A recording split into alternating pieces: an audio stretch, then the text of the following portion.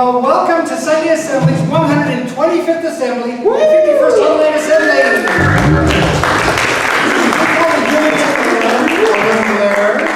We call the people on Zoom Zoomlers. The Zoomlers mean the roomers, the roomers mean the Zoomlers. Say hello to the Zoomlers right there. Thank you. Every assembly has a theme, and the theme for this assembly is order. We have a media-free zone on the left side here, so you sit right there, but also basically you sit behind the camera, you are covered.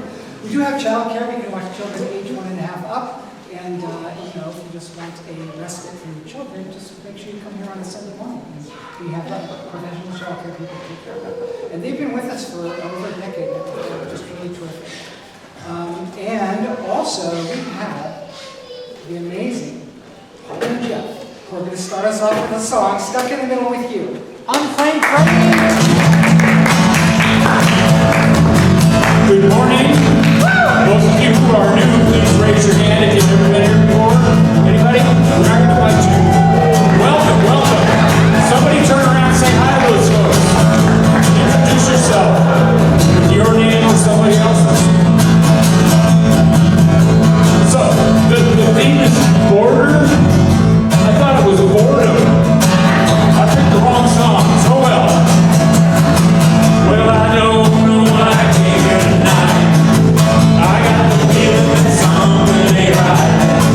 I'm so scared in case I fall off the chair. And I'm wondering how I get down the stairs. Got those clowns right here. I am stuck in the middle of you. Don't we ever have clowns to go after us? Jokes. I don't know. Yes, I'm stuck in the middle with you sitting down. Don't know what it is I should do. It's so hard to keep a smile on my face. So I'm all over the place. Got those lines to let me go.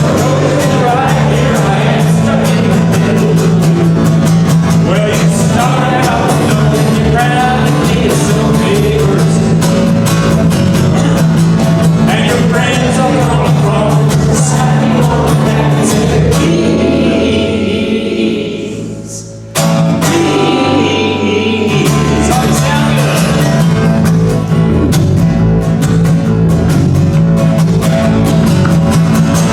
Well, I'm trying to make some sense of it all. I can see it makes no sense at all. Is it cool to go to sleep on the floor? 'Cause I don't think I can take it anymore. Go on, sing it out now.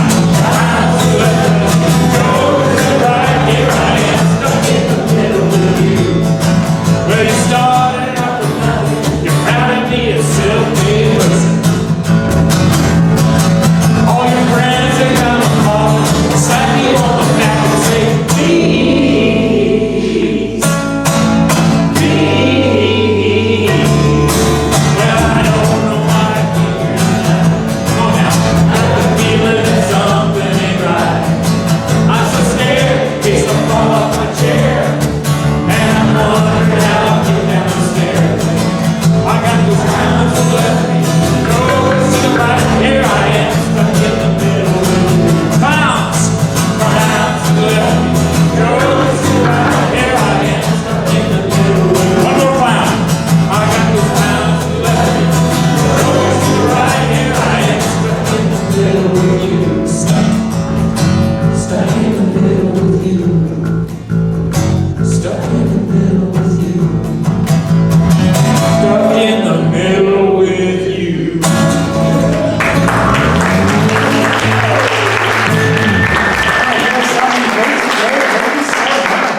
That is a lovely song to have. That is actually one of my wedding songs. So.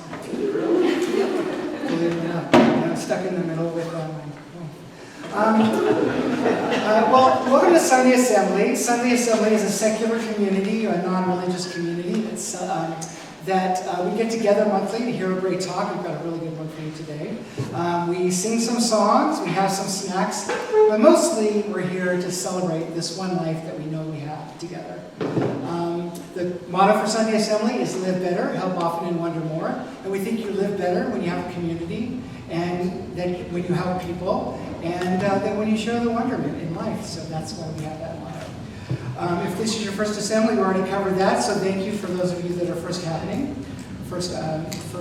being here with us. We really appreciate you being here. My name is Gracie Soden. I'll be your mistress of ceremonies today. Life Happens. This is an event we have where we share things from people's lives in the community. We'll put some things on the cards, and we have some really good ones today. So, forgive me if I get this name wrong. Is Zola? Alicia and Candelario are going to Seattle to meet Xavier over the Memorial Day weekend for his 19th birthday, and they will also be visiting San Diego later in the summer. I'm looking forward to that. Thank you so much. They're on Zoom today. I don't know how they wrote that, but it's amazing. From Brendan on Zoom, Brendan is excited and hopeful because the job that he has been doing as a contractor is now posted as a regular job. Congratulations, Brendan. That's awesome. And then I like that too, so that's even better. Yesterday, this is from James, Sarah and I finished a year-long D&D campaign with the Wesley Records, wherein they successfully saved the world from evil domination. Wow!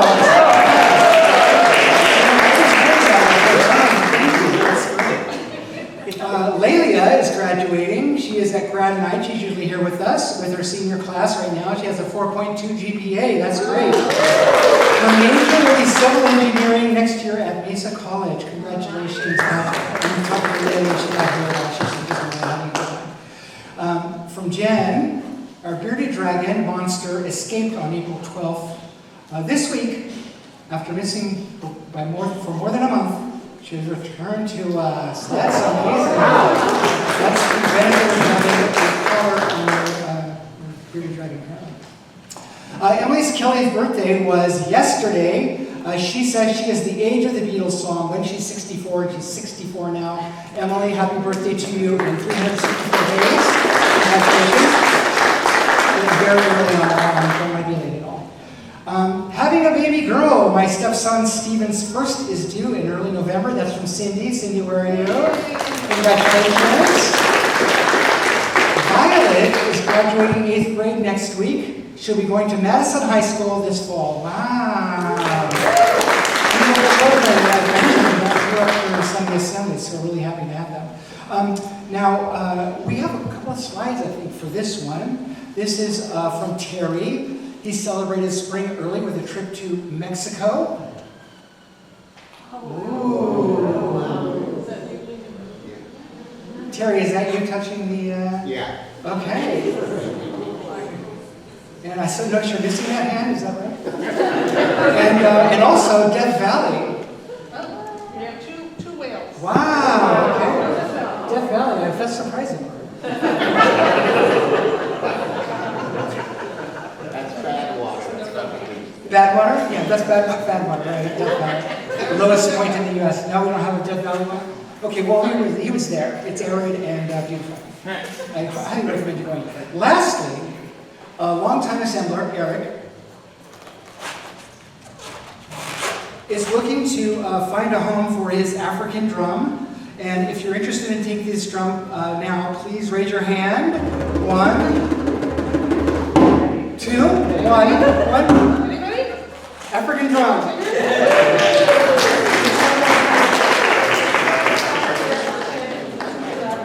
Okay, that's going to the right place. She has a music director. So if you have a life happens to share, please make it on a note card before you come into the assembly. Or if you want to have photos with your life happens, just get to us a little before a week before the assembly, and we'll do our best to make that happen for you. So along the lines of Help Often, we have Help Happens, and Jen McCown is here to report on our Creek to Bay cleanup.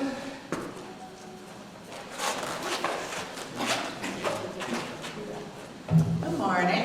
Good morning. So on April 26th, we hosted the cleanup site at Pride Square in Hillcrest for I Love Clean San Diego's Creek to Bay cleanup. Nancy, Gracie, and Laura on slides led the event. And while some wet weather resulted in a lower than expected turnout, we picked up almost 200 pounds of trash and recycling including around 1,300 cigarette butts. 1302. Oh, 1,302? Yes. And Laura did the job of counting those cigarette butts, which I would not wish on anybody. And across the county, you can see the totals there. Over 3,000 volunteers picked up more than 80,000 pounds of waste from around the county. So, amazing. Our next cleanup for Sunday Assembly will be in June at our beach, date to be determined. For Help Happens, we're starting something new this month. We know our assemblers are doing lots of great things to help often in our community, with Sunday Assembly, with other groups, and on their own. And we want to hear about those things. So today, Jim Davis is here to tell us about something he's been doing.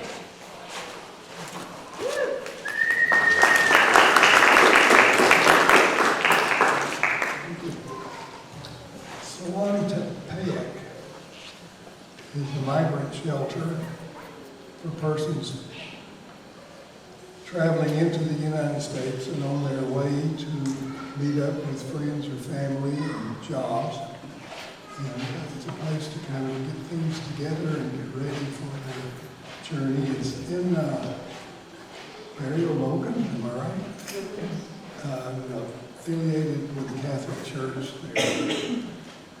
And we have on occasion, I've been there 3 times, I think. I've taken a meal and had like potluck dinner with the folks there. And that's Salantapayak. I met and talked with people from Mexico, from El Salvador, Colombia, Venezuela, and also from Chad in Africa, and Myanmar in Asia.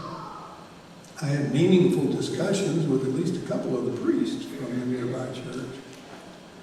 I learned a lot. And I came away with a better factual understanding of the troubles and issues facing migrants. And I got at least a glimpse into the experiences and the ordeals that these travelers have gone through. Bringing food and sharing with others is a very human thing to do. And doing this, it seems, always makes us feel better, because sharing food with a group of other people is one of our instincts. Looking around at the surroundings and the people at Salantapayak, I noticed something more than that. There were smiles. There was friendship. And I, for one, felt joyous and happy about what we were doing together. And everything we did was done for the sake of someone else other than ourselves. Making sacrifices for the benefit of others is a very good instinct to have. It makes life more meaningful, fulfilling, and worthwhile. So our Sunday Assembly motto in our practice of help often is very good advice. There's wisdom in those words.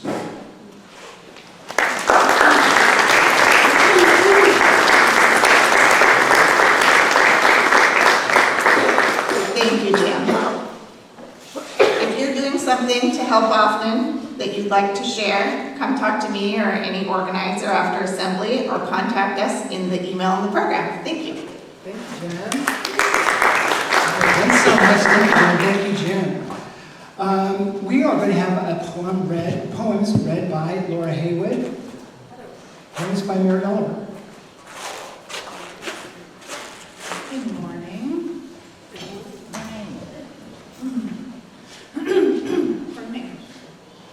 Of the Empire by Mary Oliver.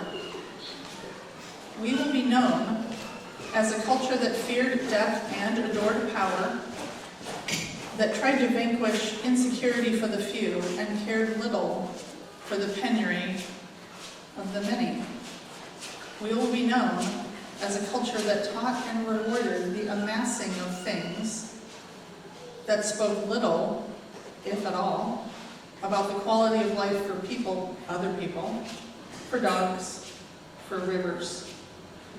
All the world, in our eyes, they will say, was a commodity. And they will say that this structure was held together politically, which it was. And they will say also that our politics was no more than an apparatus to accommodate the feelings of the heart, and that the heart, in those days, was small and hard and full of meanness. Another one by Mary Oliver, to live in this world, you must be able to do three things: to love what is mortal, to hold it against your bones, knowing that your own life depends on it, and when the time comes to let it go, to let it go.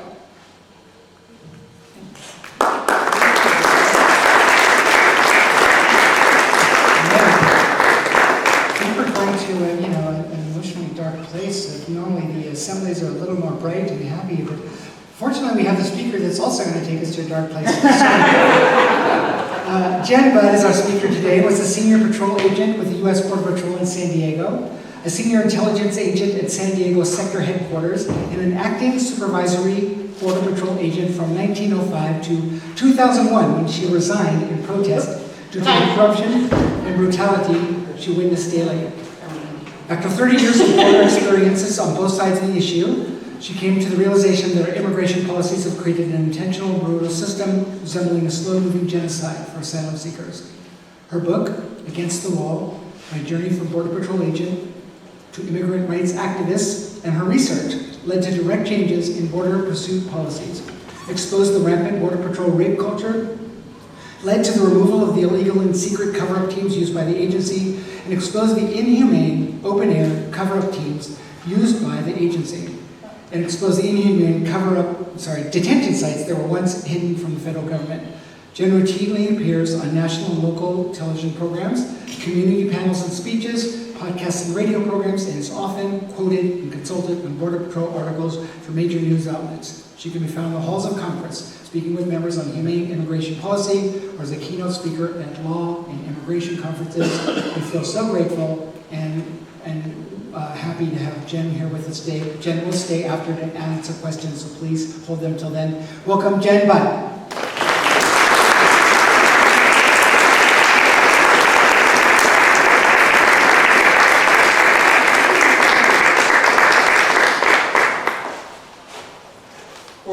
We're good. Okay. So I wasn't an agent in 1905. It was 1995 to 2000. But that's okay. I have slides. Wait, I go backwards. Let me go forwards. There we go. Okay. That is an actual cage in Arizona used to keep asylum seekers in the desert. So, I would like to read this. I don't normally, but because my time is very limited, I want to make sure I get all this out to you all. So, let me first thank the Sunday Assembly of San Diego for inviting me to speak. I keep going backwards, my apologies. All right. This lecture and links to substantiate my statements can be found on my Substack page under my blog called Borderland Talk with Jenn Budd. If you'd like, you can read or listen to my experiences as a former agent, which are documented in my book Against the Wall, and it is available anywhere online. But today I would like to talk to you all about the southern border, how we got here, and what we should be doing about it. A little bit about me, though, just to get this started so you know my bona fides. I joined the Border Patrol in June of 1995, not knowing anything about it, as I was raised in Alabama in the 1970s. Rare for an agent, I hold a Bachelor of Science with an honors in criminal law and policing organizations from Auburn University. I was an award-winning agent. My records can be seen from the Border Patrol on Substack, and as to all that. There's my picture in the academy when I was quite a bit thinner, after I lost a lot of weight going through that academy. I rose to the highest non-management rank at the time, a senior patrol agent within 4 years within the agency, and I was stationed in the mountains in Campo, California back in the day when Pine Valley was just getting started, the Pine Valley checkpoint. Back then we didn't have GPS. I just had a .357 revolver, a baton, and a radio that didn't work much of the time. And I did it alone. That is how we used to do it back then. I worked on narcotics task force, sector prosecutions, and was a senior intelligence agent at sector headquarters. So, with all that out of the way, by the time I made it to my duty station in the East County Mountains in November of 1995, deterrence policies were a year old. Deterrence policies are things like walls, cameras, sensors that are designed by the U.S. military and then used by the U.S. Border Patrol to force migrants who enter the country illegally to cross in the most dangerous of places instead of in the cities. A fundamental aspect of these policies is that deterrence requires us to knowingly push human beings to their deaths. According to then Immigration and Naturalization Commissioner Doris Meisner, which is the equivalent of CBP today, she stated, in order for deterrence to work, the migrants would have to be pushed out to the most dangerous mountains, deserts, and rivers. They must suffer emotionally, mentally, and physically when crossing, so that after we return them to their countries, they will then tell the others not to come. As the years went by, the number of deaths increased in Campo. This is all California deaths that we know about, most we don't know about. They were pushed out to the East County Mountains where I worked, but the demographics of the bodies we were finding began to change. In the beginning, it was mostly Mexican men looking for work or Mexican drug smugglers. With climate change and various wars, more were coming for asylum than seasonal work. For the average field agent, that meant dead women and children. That meant live births on snow-covered trails. That meant entire groups of a dozen or more dying in the sweltering heat of a smuggling train, car, or a truck. Sometimes it meant entire families died together, watching each other take their last breaths in search of safety. And that meant that we, as agents, deservedly dealt with the aftermath of our own actions. Instead of investing in the legal asylum pathways, that's the El Paso deaths that we know about. Instead of creating jobs that assist asylum seekers in finding their way in our country, instead of recognizing we were intentionally killing people for seeking what is a human right under U.S. law, we chose to go the punitive route because that is the path the lobbyists paid our leaders to go. This is a system based on making money and has little to do with national security. For 30 years, I have watched migrants of all types needlessly die by U.S. policy. Some asylum seekers fall from the walls intentionally designed and built 30 feet high to cause them to lose their balance. Those are the Arizona deaths that we know about. So deep, you can't even see them all. That's where they're spread out. That's just Arizona.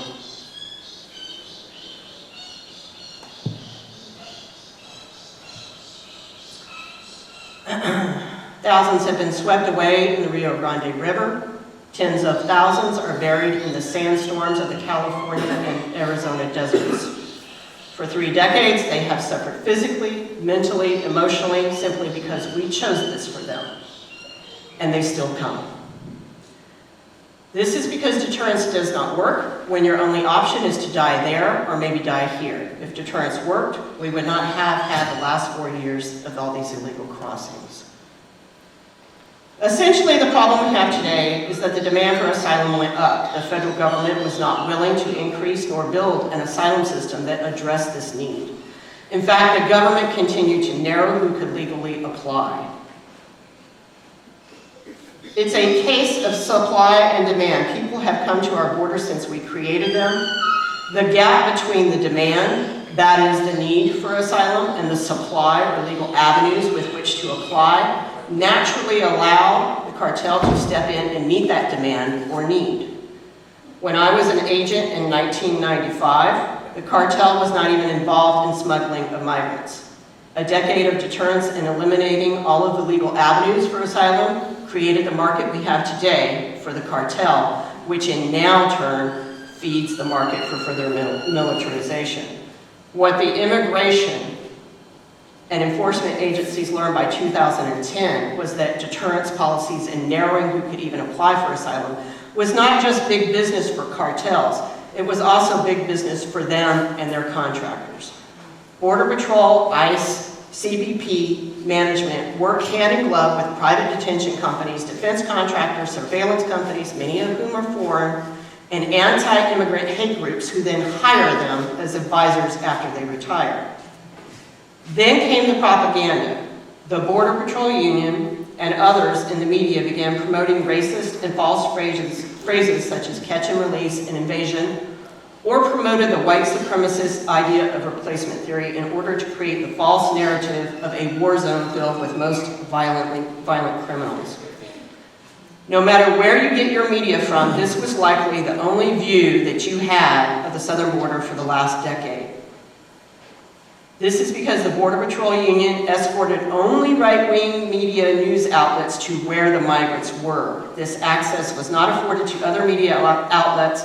The only way they could have found the groups in roughly 2,000 miles of border was to have Union act as escorts for each crossing. The Union is cozy with right-wing media, to the point of creating fake crossings for their cameramen. That's one of the fake crossings I helped expose early on.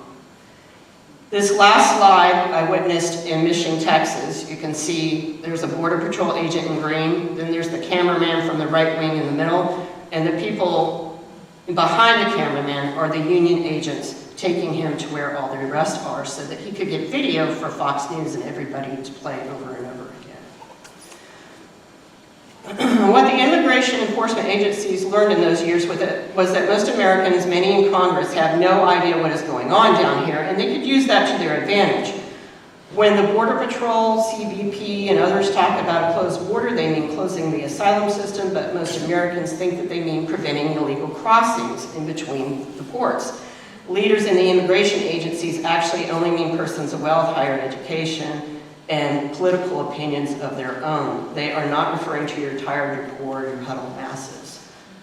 Sorry, backwards again. Okay. It might be kind of hard for you to see, but I want you to know that all this is also on my website, so you can see the citations and you can see these graphs for yourself. So if you go to Substack, you'll see this exact presentation. Today we know what happens when we close the border, meaning closing the asylum system, from the COVID-19 pandemic when they passed Title 42. This policy from the 1940s allowed the government to shut down the asylum system when the pandemic was occurring. CBP's own statistics showed that closing the asylum system had the direct effect of causing asylum seekers to cross illegally. This graph shows that the average number of arrests per Border Patrol agent in the years when I was an agent was way higher than they ever got, even during the last administration. I think it's important to note that in the height of recent illegal crossings in 2022, the average number of arrests was still about half of what we were arresting in 1996. The number of illegal crossings were incredibly low and stable from 2012 until 2018, until the enactment of migration protection protocols, also known as Remain in Mexico, that partially closed the asylum system. Then CBP began metering at the ports, and they just began taking less and less people. In March of 2020, Title 42 was enacted and completely shut down the system, as I mentioned, further demonstrating this point that limiting legal avenues for inspection causes the illegal crossings. This massive increase in illegal crossings overwhelmed the Border Patrol until the program was ended in March of 2023. Once legal avenues to be inspected opened, illegal crossings decreased massively to manageable levels and allowed the Border Patrol to return their focus to criminals and drugs. Title 42 essentially created a backlog of 3 years worth of asylum seekers waiting to be inspected and broke the already failing system. That was the plan, close the asylum system to break it. By the time the system was open in 2023, the government did not just have that year to process people, 2023's people. They had to go all the way back to 2020, do 2021, 2022, and 2023 to catch up. So what we just saw during the last 4 years is the result of what happens when you shut down the asylum system. Today, the federal government and the Border Patrol claim the border is closed. Again, this does not mean people are not illegally crossing, but means that the asylum system is closed. There are less Border Patrol agents patrolling the border right now because they are now in charge of the mass deportation. And the U.S. military has now taken their place in direct violation of the Posse Comitatus Act, which states that the military is not allowed to use civilian policing, which is what the Border Patrol does with migrants. Rest assured, the numbers of illegal crossings will go up. In general, it takes 2 or more months for the migrants to change tactics. Families must decide if they will return to their countries, try and make a life in Mexico, or cross illegally. As we saw with Title 42, when the asylum system is shut down, most will cross illegally. If this pattern holds, and my experience in these last 30 years says it will, more people seeking asylum will die. Last week, I went north of I-8 in the Laguna Mountains and found lots of evidence that migrants are still crossing illegally, and yet Border Patrol is no longer releasing their God-away statistics as they did during the last 4 years. People are still crossing, and the Border Patrol has just stopped complaining about it. So what have we created? Our current immigration system, enforcement system, consists of 3 agencies: ICE for the interior, CBP at the ports in blue, and Border Patrol in green in between the ports. In the last 30 years, this system has been characterized by 5 elements. Number 1, the U.S. government's deterrence policies have killed tens of thousands of immigrants. Many people think it's about 50 to 70,000 of our policies intentionally kill these people. 2, we are intentionally forcing migrants to seek safety by crossing deserts, rivers, and snow-covered mountains, which causes them serious bodily harm and mental anguish. 3, the U.S. has intentionally closed the only safe and legal avenues for asylum, creating these conditions that we know will maim or kill them. The U.S. government, number 4, the U.S. government has imposed detention for civil immigration offenses, where forced sterilization and hysterectomies on migrant women were and could be still occurring. Number 5, the U.S. government has forcibly taken children from asylum-seeking families and adopted some of them out to American families. The U.S. and the United Nations agreed decades ago that these are the 5 elements of genocide. The only thing missing is that they belong to one nation, one ethnicity, race, or one religious group. So perhaps it's not a genocide, but it certainly seems that we are committing some serious human rights violations. As a former agent, I am not in favor of open borders because of the threats we face today in today's world. There are people and goods that can harm our citizens that come across illegally.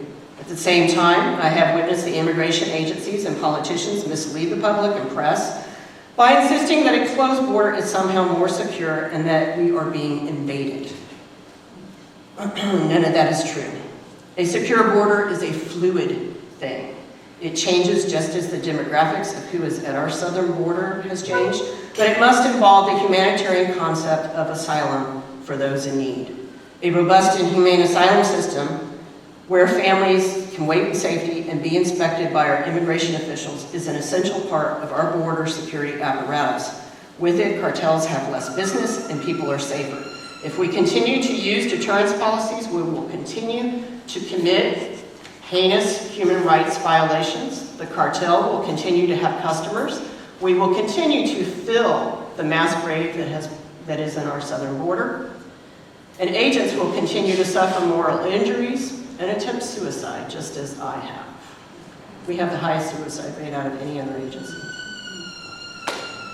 Our political leaders will continue to use asylum seekers as a scapegoat for their failures as leaders, and the Immigration Enforcement Agency leaders will continue to control billion-dollar contracts and secure lucrative retirement gigs with those same companies while making our country less safe. So I'm going to leave you on this slide.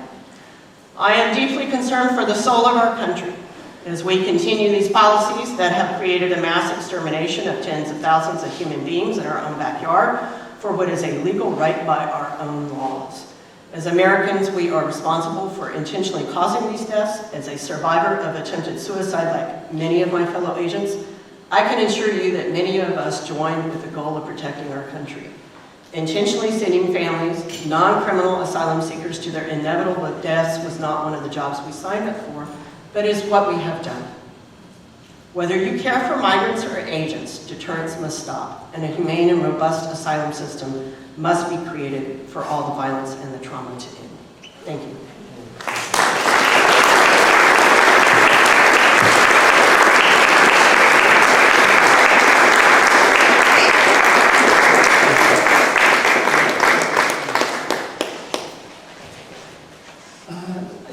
Let's have a song, shall we? Paul and Jeff, I think that would be a good palate cleanser. Thank you so much, Jen. Stuff we need to hear. This is Paul and Jeff singing Nothing More. No, this is all of us singing Nothing More. Okay. I've played music at a lot of conferences. Church youth conferences, adult conferences, all kinds of things. And it's often my job to get up and sing a song after a presentation like that. It's tricky. Just make sure I got what I'm doing here. But this is a good song for us to sing together. You'll figure it out as we go along. It's simple.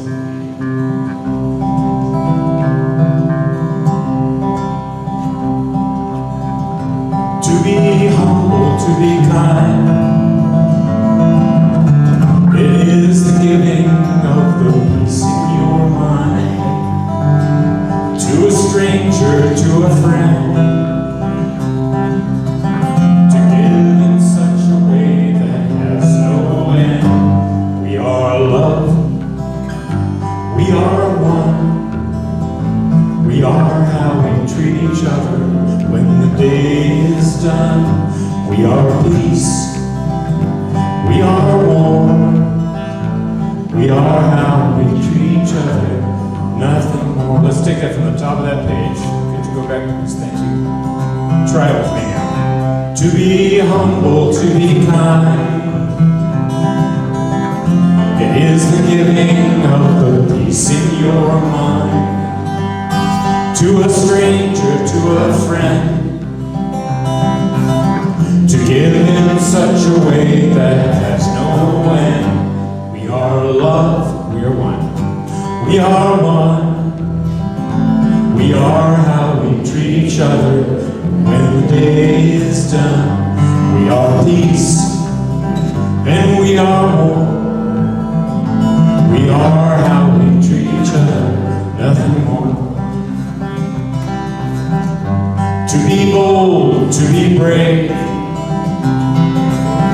it is the thinking that the heart can still be saved, and the darkness can come quick.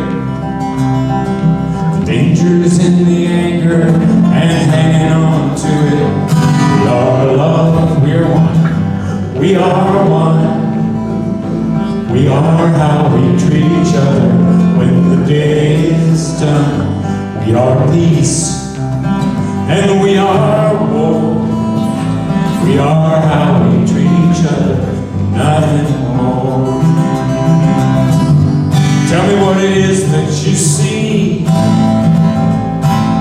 A world that's filled with endless possibilities, and heroes, they don't look like they used to. They look like you.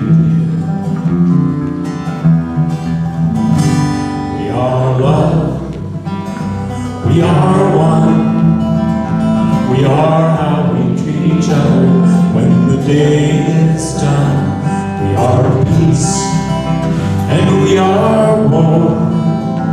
We are how we treat each other, nothing more. We are love. We are one. We are how we treat each other when the day is done.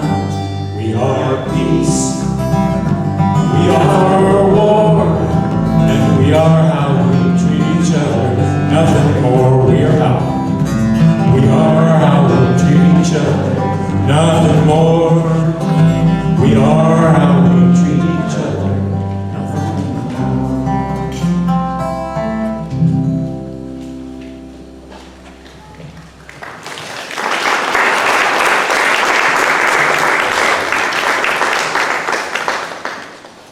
Thank you. Oh, I love that. So I love that line, how we treat each other. And at the end of your days, that's what you'll have, is how you treat other people. For my MC address today, our theme today is border. And for my MC address today, I'd like to talk about, well, we had Jenn's wonderful talk about border issues. I'd also like to talk about border issues, or I should say, issues that border on insignificant and inconsequential entirely. Things that bug me. In my neighborhood, I walk my dog 4 or 5 times a week, and on a regular walk, I pass this house. And this house has a statue of a big bird on it. The bird is Haliaeetus leucocephalus, which translated is white-headed seabird, or from the Old English word bald, B-A-L-D-E, which means white, it is a bald eagle. It's a good likeness of a bald eagle, I must say. I know what it is. I know what it's meant to be doing. It's catching a fish out of the water. I even know what it's meant to represent. You can't see it in the picture with this giant American flag there. And it's the fierce, independent spirit of the bald eagle. So I get that. But every time I pass it, it bugs me so much because it is wrong, wrong, wrong. Because you see a bald eagle, when they catch a fish, they spy it and they look down in the water at the fish and they swoop down to it, and then they kind of bank up, putting both of their talons out, and they put their talons into the ocean or the sea or the river, and they catch the fish. And they have these amazing walking talons that they're just like mechanical almost, and it allows their legs to be relaxed. So when the eagle flies away, both of the legs are behind it. And here you have the leg out in front, because I tell you, the bald eagle, you never see this fishing with one hand. It never happens. And so unless that bald eagle is meant to be like, hello, I'm a bald eagle, you're going to shake down your talon, it's just wrong. And I think the thing that bugs me the most about it is I can't do anything about it. I can't fix it. I mean, I just have to look at it every single time. Now, some of the things that bug me I can fix. Like, for instance, I have a very good sense of level. So when I see on the wall a picture or a painting or a sign that's askance, it bugs me, and I have to go fix it. I have to. And I would never go into somebody's house and fix the picture or painting on their wall without asking them if they're in the room. But this happened to me in my therapist's office. It was a recent thing. I was talking to my therapist, and I noticed behind her on the wall there was these 2 pictures that were just crooked. They're actually pretty crooked. And it went on for about another 10 minutes, but it was really distracting me. So I said, well, it's my therapist's office. I can tell her whatever I want to tell her. So I said, hey, do you mind if I go fix those pictures on the wall because they're distracting me? She said, no, go ahead. So I go to the back wall and I fix it. Very satisfying, by the way. Just super satisfying to get it fixed. And I walk back. I see she's still writing for some reason. It's really something else that bothers me is when people write on a sign that says "Do not touch." Do not touch with an exclamation point. Now, where I work at a warehouse, the people put this on the sign all the time. It says "Do not touch" with an exclamation point. And what they mean to say is that don't monkey with it, don't take anything from it, don't add anything to it. But when I see that sign, I have to touch it. They're really not saying don't touch it. So of course, I never touch a painting in a museum because you shouldn't touch that. But you can touch it, nothing will happen. Somebody left a long inventory note with explaining everything, but it started with "Do not touch," so I had to. I didn't really have a choice in this. My neighbor down the street has J Street. It's just 2 blocks away. They have this little orange tree in their front yard, beautiful oranges on it, very small tree, and they have this sign on it. And I think what they're trying to say is don't take my oranges, don't mess with the tree, I'm pretty sure. But they're certainly not saying don't touch it, so I had to. I didn't really have a choice. If I had a choice in the matter, I wouldn't, but I just don't really have a choice. What else is it? I forgot. Yes. Oh, yes. So I work in a warehouse, and I take care of the front end of the warehouse. At the end of the day, it's a wreck. Boxes everywhere. It's just a big mess. And so when I come in the morning, I empty the trash cans. I put everything together. I wipe down the registers. I vacuum them inside and out. I get everything neat and clean and straight. Make sure the cashiers have their supplies just so. So when they walk up to the register, these professional people that work as cashiers have everything they need. And then my supervisors come along and they throw the cash handling bags like that, just askance. And I have to go fix it. I have to.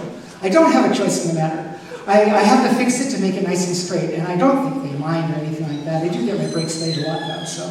Not really sure. And you know, this is not in any way as important as some of the other things that are. I mean, they're insignificant and inconsequential entirely.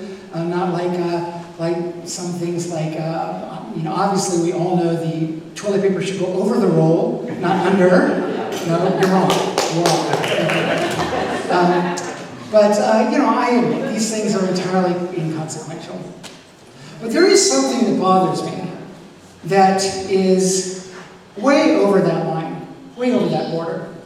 It is inherently wrong and clearly wrong. And it bothers me. So I told you I work in a warehouse. The warehouses that I work in are Costco's. I've been 42 years at it this July. The warehouse that I work in now is the south most westerly Costco in the continental United States at 1130 Broadway in Chula Vista. We're just 6 miles from the Mexican border. And my workmates, there's over 400 of them, are all really hardworking people. They're all really hardworking people. You have to be to work at Costco. We take care of 35,000 to 70,000 people every week. So you have to really work hard. And my workmates, unlike me, most of them speak 2 languages, most of them fluently. A lot of my workmates live in Mexico, about 1/5 of them do, so when they come to work, they have to cross the border an hour and a half or more sometimes to go to work, to start their workday. And some of these people have 2 jobs. And they're just all really hardworking people. Let me think about my place here for just a moment. I live with these people. You know, I see these people more than I see my own family. By a long shot, I spend my days with them. And, you know, consequently, we are like a family. We take care of each other. We look out for each other. And the reason that people work at Costco so hard is because they want to have food to put on the table. They want to have a table on which to put food. They want to have a place to sleep that's safe. They want to be able to maintain their vehicles or pay for their public transportation. We're all working for this wonderful health care we have through Costco, and you know, they take care of their families that way. And many of the people that have children are there to give and do give their children a decent life. And we all have that in common. I live with these people. We support each other. We take care of each other. We're like a family, and we squabble like a family sometimes, but in the critical moment, we always take care of each other. It's something that we all have in common. The reason we do it, we work really hard to make sure that the people in our community who shop in our warehouses have a neat, clean, straight place to shop, and that the things that they buy are in the right condition, and that the food that we're selling them is safe to eat, that it's not temperature abuse. We check that every hour to make sure that it's not spoiled, to make sure it's not out of code. We take a lot of pride in the work that we do. And the people there work hard to take care of people that are not themselves.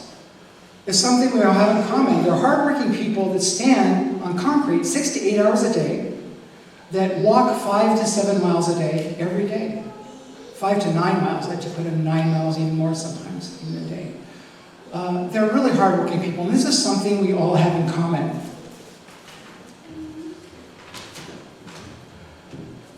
And there's something else that the people that are in Costco have in common. The people that are the employees, the people that are business members who count on us for their supplies for their businesses, the members that buy things from us for their families. Hopefully they buy too much, that's what we like. And the drivers who deliver the food, the goods to us, the club demonstration people who give out the demos, the vendors who bring us our farm prescription medication, who stock our flowers, who stock our bread, they stock all the bread for us. The mechanics and the technicians and the plumbers and the electricians that work to keep us operating. The street sweepers, the slot people who sweep the lot in the morning, the security people, and the several transgender people, both out and not out, that I know that work with me at Costco. We all have one thing in common. We're human beings. We're people. So something that bothers me is when I hear people in leadership saying discouraging, disparaging words, othering the people that I work with, my family. I'm really bothered by that. It's wholly unconscionable, and it's not acceptable, and I do not accept it. And this is something more than anything else that I need to fix. I need to do something to fix it. And each of you that believe that human beings should be treated with respect and dignity, as I do, you have a job to do too. You have a job to do, and you'll do that up to your best ability. So what are you saying to us, crazy? What is it you want us to do? I mean, we know, all of us, that hate-mongering and good people staying silent is how the worst things in human history have ever happened. We know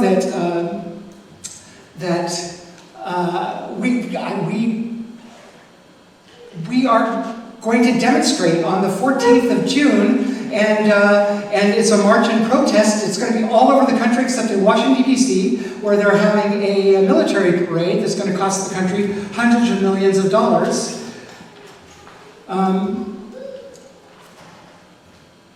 We must take action. And we give to campaigns. We call our representatives every day. What is it that you want from us? And I say, I don't know. I don't know. Maybe you talk to your friends and family, because even whatever side you're on, we can all agree, or at least most of us know, that humans should be treated with dignity, and we can all work against that. But the good ideas, the good things you have, yes, those are good suggestions, and thank you very much for doing that work, especially the one about calling representatives, because if you haven't called your representatives before, it's daunting at first, but it's super easy. The people that answer are super professional and nice, and they just take right on what you say, and it's really easy to do. Once you do the first one, you won't be bad at all. And they like to hear from us. I mean, they're representing us, right? They need to hear from us. So that's something we can do. I think the things that I mentioned before, they're insignificant, for sure. They don't matter. I have been in rooms where the pictures stayed crooked, and I didn't fix them. I have, on a very, very rare occasion, not touched something that I could have touched, and I have actually used toilet paper that was dispensed the wrong way. But this needs to be fixed. It needs to be put right. And we're the ones that need to do that. The other things, they don't really matter. Except the ego. That matters so much. I think I'll just walk the other way. Thank you so much.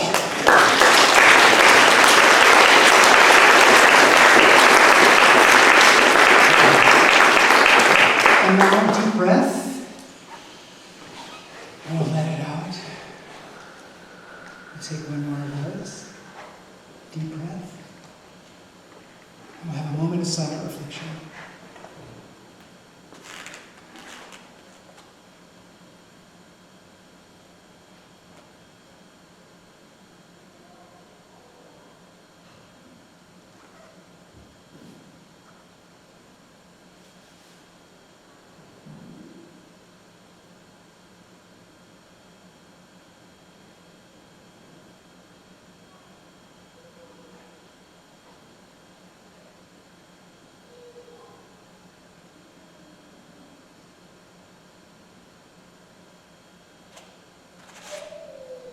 Love to hear the sounds of the kids in the background. The thing about Sunday Assembly is that all are welcome here. The bar of entry is very low. The only thing you have to do is treat others well. Everybody is welcome here. We're like a vegan restaurant. You can't have any meat here, but come on in and enjoy the food. So religious, non-religious people, all people are welcome. We just need to treat each other well, because that's all you are, is how you treat others.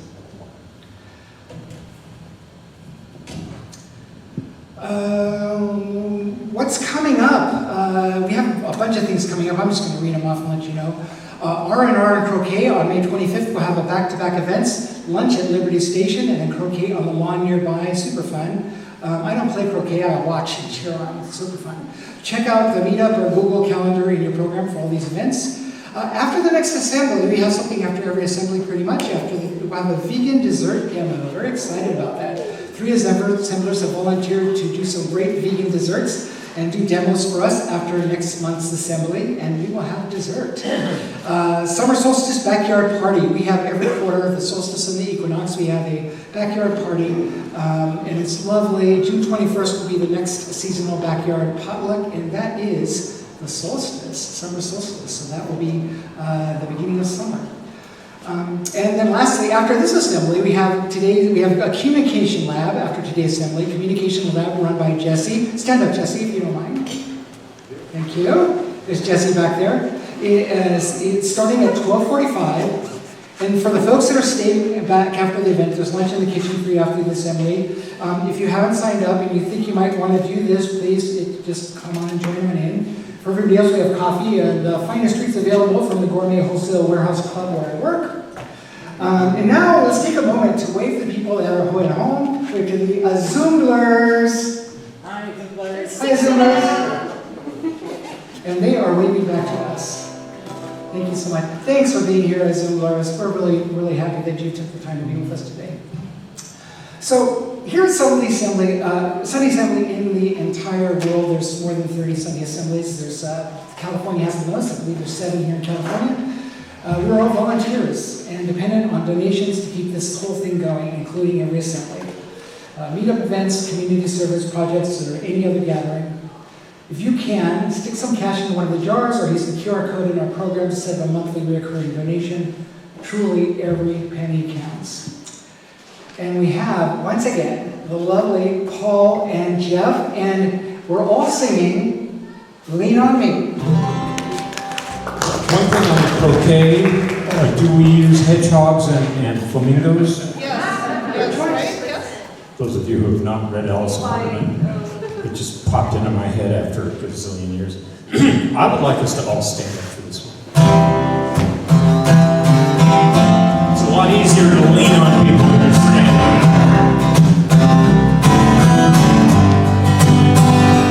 Oh, sometimes in our life, we all have pain, we all have sorrow, but if we are wise, we know that there's always tomorrow. Lean on me when you're not strong. I'll be your friend, I'll help you carry on.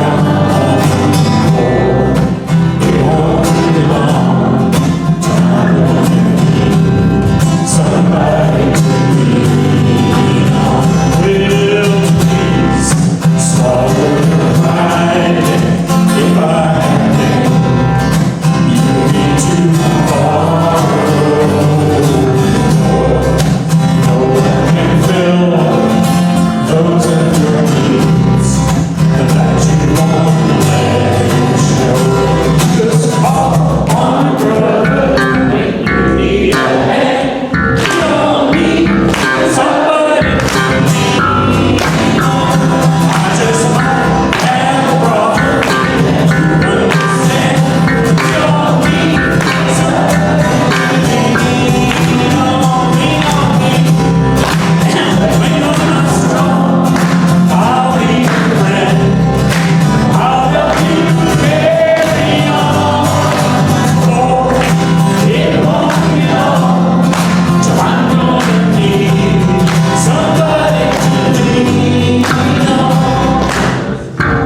Each other. You just call on each other when you need a hand. You don't need somebody to lean on. I just might have a problem and you understand. You don't need somebody to lean on. And if there is a load you have to bear that you can't carry, I'm a rider.